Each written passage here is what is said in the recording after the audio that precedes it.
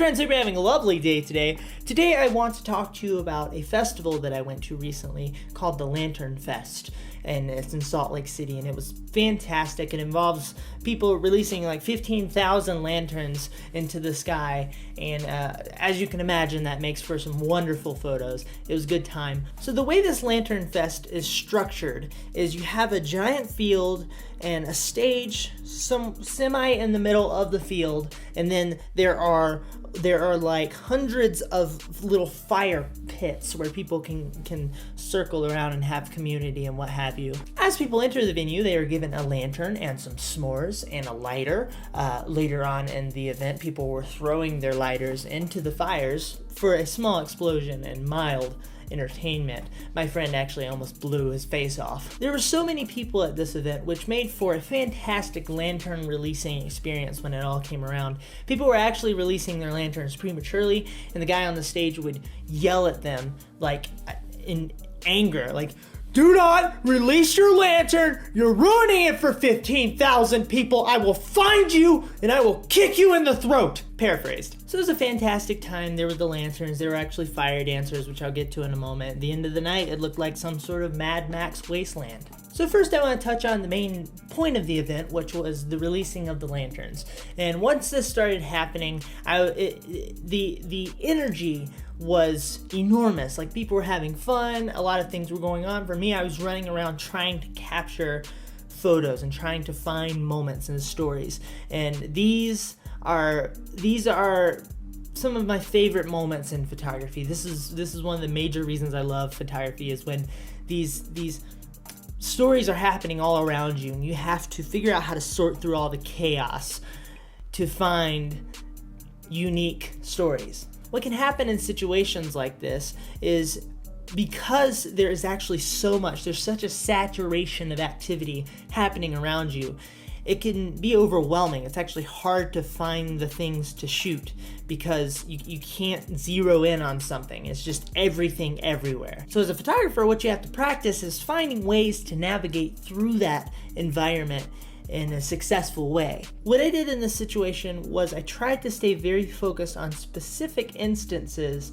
of interestingness happening, and I would grapple myself to those instances, to those activities, to the interesting people who are making interesting expressions, and just sort of hang around them for a little bit. One issue that arises when releasing 15,000 lanterns into the sky is many of them, when they're released, they're not ready to be released yet. It's actually very difficult to get a lantern to go up sometimes. So what was happening is the wind would catch the lantern and it would go in more of a horizontal than vertical path.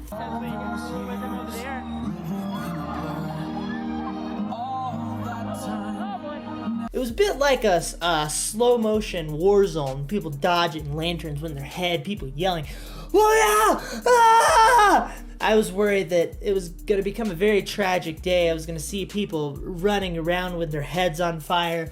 Luckily, none of that came about. So one of the photos I captured was of a girl who was about to release her lantern with her friend. They were sort of dealing with it, as everyone was, trying to get it to actually do what they wanted it to do. And while I was there, I was waiting for a good expression and for the light to really work out from the lantern, which works really well because they're holding a light in their hands. One thing I noticed while everything was happening was, for some shots, I would really benefit from a wider lens than what I had on my DSLR, which was a 50mm lens.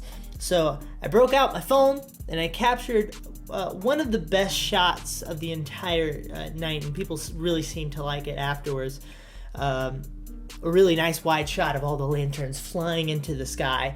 I wanted to capture the enormity and the immenseness of all of the lanterns. Each focal length has its own personality and character, and it's going to capture a scene differently. 50 is going to capture a scene differently than a 24. The goal is to understand the different personalities of each lens and figure out how it applies to your situation. In this case, a wide-angle lens really worked out well. And it shows how far the cameras on our phones have come.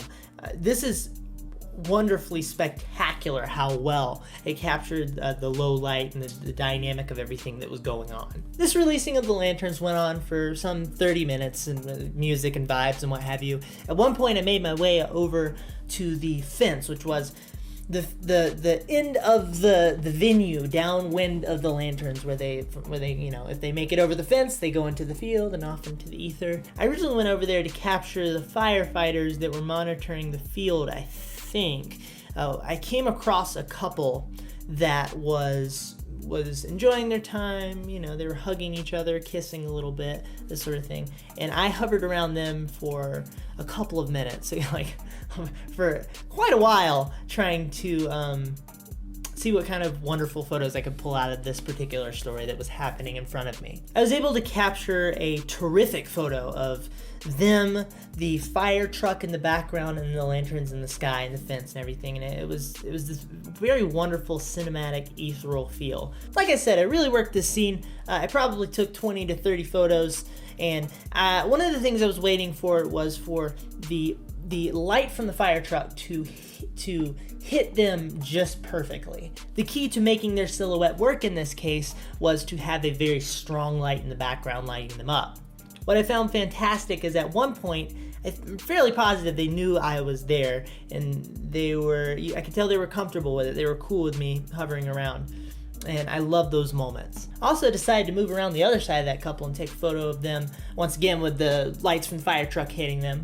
I was intrigued by this area, so I stuck around for a little bit, and another photo that I captured was one of these two guys trying to get their lantern to finally get over the final threshold. The lighting situation that the Lantern Fest presented me with, being these very specific points of light coming from these lanterns onto people's faces, was a lot of fun. After the lanterns died down for the most part, there were these fire dancers, and taking photos of fire dancers is fantastically fun because it's freaking fire. I captured one shot of one of their performers getting ready for the performance.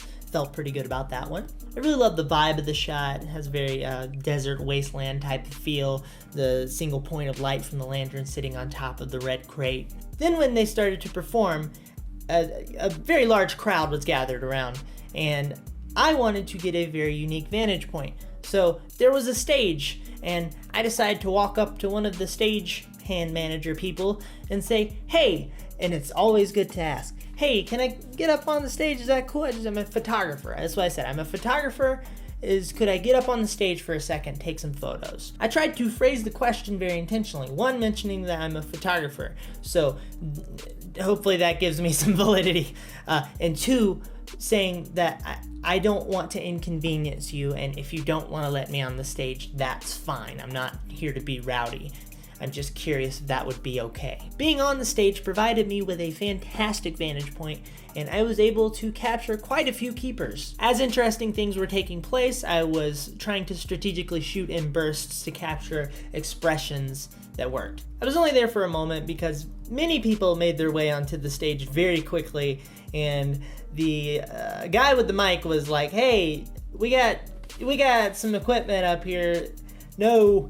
So that's it. It was a fantastic time. If you had these sorts of events in your area, I would certainly encourage you to just stay up to date with them and actually be intentional about going to them, because they help grow you as a photographer, and you can get some of the most wonderful shots out of situations where these humans come together in a very human community type of way. Please feel free to engage with me, and I'll be happy to engage back with you. If you have any questions, let me know. Thank you so much for watching this video. I hope you have a lovely day. Goodbye.